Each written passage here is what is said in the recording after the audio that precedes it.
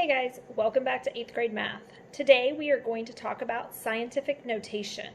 So if you will take out your journal, open up to your table of contents, if you'll please remember to enter the date that you are taking your notes. And our title today is Scientific Notation.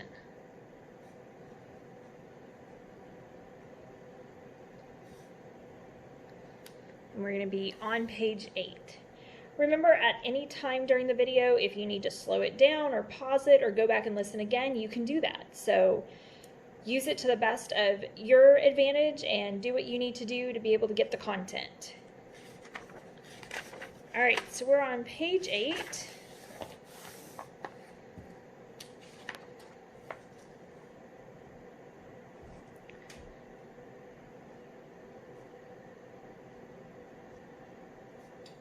Scientific notation.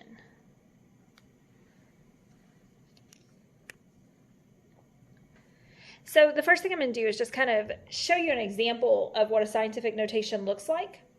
And the reason why we use scientific notation is it helps us get numbers that are really, really large or really, really long. Sometimes they can represent a really big number or a really, really small number, but there's a lot of digits. So it helps us get those numbers in a more manageable way to look at, okay? And scientific, because this is frequently used in science, especially when we're talking about the size of like molecules and things like that. So let's look at an example. This is what a number written in scientific notation looks like. And each of these parts has a name. So the 6.02, this is called the coefficient.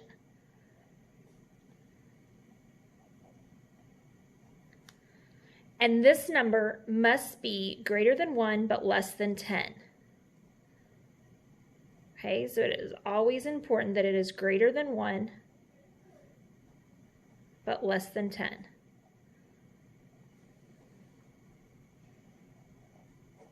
Okay, so there should only be one number to the left of the decimal. You can have as many numbers as you need to the right, but only one to the left. The 10 is our base, and the 4 is the exponent. The 4 is also what tells us how many places to move our decimal. So that's saying, basically what this looks like is I'm taking 6.02 and I'm timesing it by 10 times 10 times 10 times 10. Okay, so that was 4 tens. So it's just a shorter way to write that. So it is always a power of 10. And it can be positive or negative. So your exponent can be positive or negative. So that could have been a positive 4, could have been a negative 4. So we're going to go ahead and just kind of dive into what this looks like and why we use it. The main thing that we're going to be looking at is converting between standard or regular form and scientific notation. So standard form's kind of like just a regular number, 2,752. That is written in standard form. If I convert that to something times 10 to a power, that's scientific notation. Okay, so let's look at some examples. This is basically just going to involve a lot of decimal movement. So if I'm going from standard, sometimes you will see this called regular form. Okay, so just kind of put that in parentheses. So typically it is called standard, but there are a lot of videos and things like that that will call it regular. One of the videos that you will be watching tomorrow does that. Scientific notation. So we're switching between the two.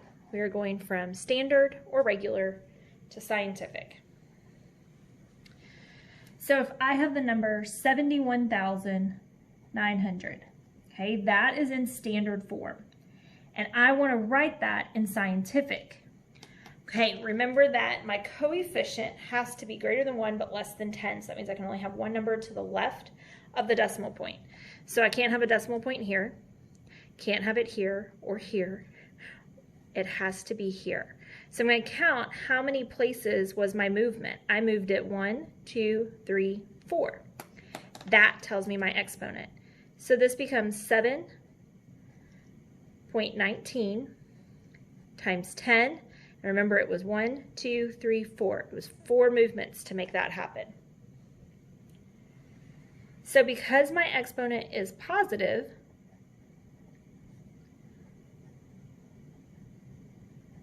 that means my decimal moved to the left.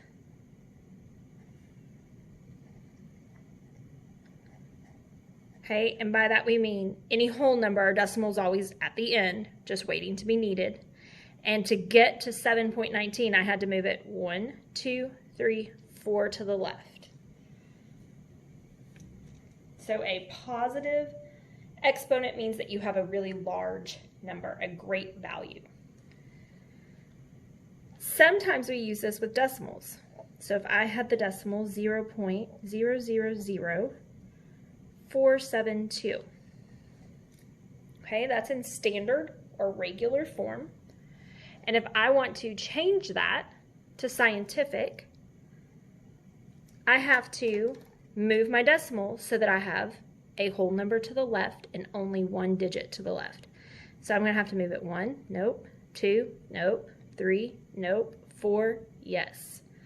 That gives me 1 number to the left of the decimal.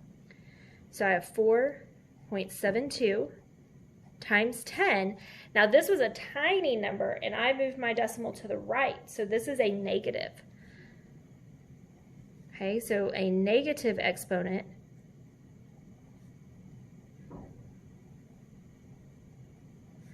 the decimal moved right. Also, a negative exponent tells you that it's going to be a decimal number, a very small number. It may be a very long number, but it's going to have a very small value. The small value is going to be less than 1.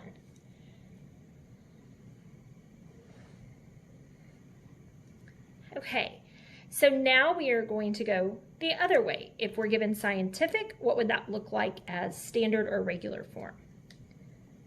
So scientific notation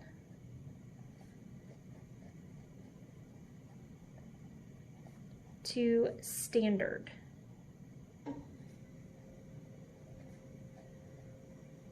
Or regular form. Okay? So what this means is we're given something that looks like this, and we need to know what that actually looks like, expanded or written out. So 2.6 times 10 to the 5th. So the way I like to do these is I start with my number, so I have 2.6. So I'm going to do the 2 and the 6, and I'm not going to really do my decimal. I'm just going to kind of know that it's here, and I'm going to move it 5. 1, 2, 3, 4, 5. Everywhere we leave a hole, we fill in a placeholder of a 0.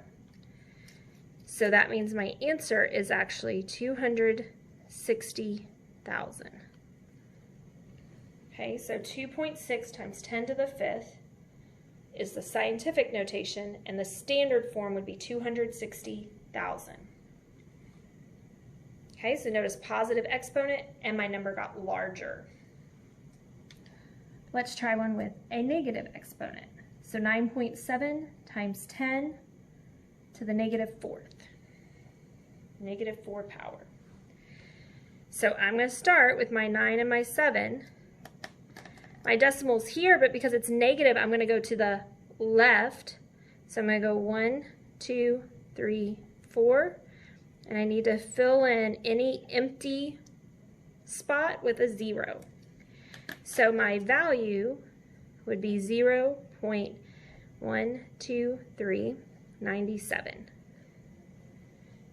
Okay, so since I had a negative exponent, my number got much smaller. It's still a long number, but the value is small. It is less than 1.